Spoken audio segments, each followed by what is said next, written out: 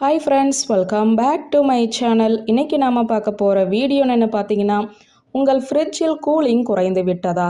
கவலையை விடுங்க, இனி இந்த டிப்ஸை ஃபாலோ பண்ணுங்கள். இன்றைய காலகட்டத்தில் அனைவரது வீட்டுமே ஃப்ரிட்ஜ் எனும் குளிர்சாதன பெட்டி உள்ளது. குளிர்சாதன பெட்டியானது உணவுகளை விரைவில் கெட்டு போகாமல் நீண்ட நாட்கள் ஃப்ரெஷ்ஷாகவும் பாதுகாப்பாகவும் வைத்துக்கொள்ள உதவுகிறது. இப்படிப்பட்ட குளிர்சாதன பெட்டி சரியாக வேலை செய்கிறதா என்று பார்த்து கொள்வது அவசியம். குளிர்சாதன பெட்டியை பயன்படுத்துகிறவர்கள் சில முன்னெச்சரிக்கை நடவடிக்கைகள் குறித்து தெரிந்து கொள்ள வேண்டும். இல்லையெனில் உங்கள் குளிர்சாதன பெட்டி சேதம் அடையக்கூடும். இதன் காரணமாக நீங்கள் அதிக செலவு செய்ய வேண்டி இருக்கும்.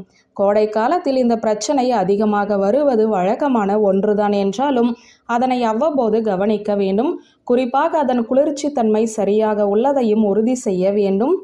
கோடை காலத்தில் குளிர்சாதன பெட்டியில் அதன் குளிர்ச்சி குறைந்துவிட்டால் அது குளிர்சாதன பெட்டியையே சேதப்படுத்தும்.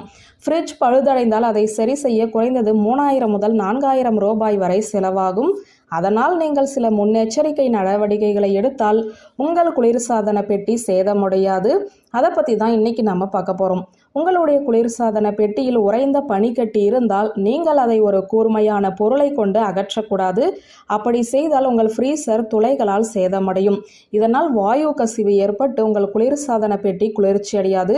ஃப்ரீசரில் உள்ள ஐஸ் கட்டிகள் சுற்றிலும் மலை போல காட்சியளிக்கும். அது ஃப்ரிட்ஜின் ஆயுட்காலத்தை குறைத்துவிடும், விரைவிலுமே பாழாகிவிடும். அதனால் வலதுபுற மேற்புறத்தில் இருக்கும் யூனிட் பட்டனை அழுத்திவிட்டால் போதும், அவையெல்லாம் கரைந்து பின்பக்கம் இருக்கும் டப்பாவில் சேர்ந்துவிடும். அதை நீக்கி தண்ணீரை வெளியேற்றி விடுங்கள். அதிக நீர்க்கட்டிகளாக இருந்தால் அவை ஃப்ரிட்ஜிற்கு உள்ளேவும் நீரை வெளியேற்றும்.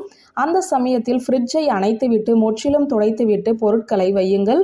தினமும் ஃப்ரிட்ஜ் கதவை திறக்கும் போது முழுவதுமாக திறந்து பொருட்களை வெளியே எடுக்கக்கூடாது. அப்படி எடுத்தால் அதில் அனல் காற்று நிரம்பிவிடும். இதனால் குளிர்சாதன பெட்டி விரைவில் குளிர்ச்சி அடையாது.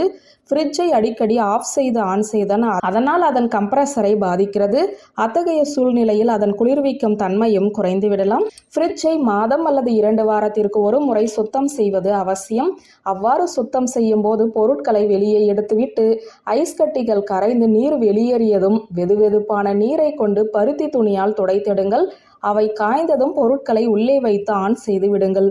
பொருட்களை ஃப்ரிட்ஜில் வைக்கும் போது அறையின் வெப்பநிலையில் வையுங்கள். இல்லையெனில் வெப்பம் உள்ளே சுற்றி கொள்ளும். அதை குளுமையாக்க கம்ப்ரஸர் அதிக நேரம் இயங்க ஆரம்பிக்கும். இதனால் கம்ப்ரஸர் கெட்டுப்போகக்கூட வாய்ப்புகள் அதிகம். அடுத்ததாக, ஃப்ரிட்ஜின் வெப்பநிலையை குறைத்து வைத்தீர்களானால் அதன் குளுமையும் அதிகமாக இருக்கும். மளிகை பொருட்களும் அதிக குளுமையாகிவிடும். ஃப்ரிட்ஜில் இருக்கும் பொருளுக்கு ஏற்ப வெப்பநிலையை வையுங்கள்.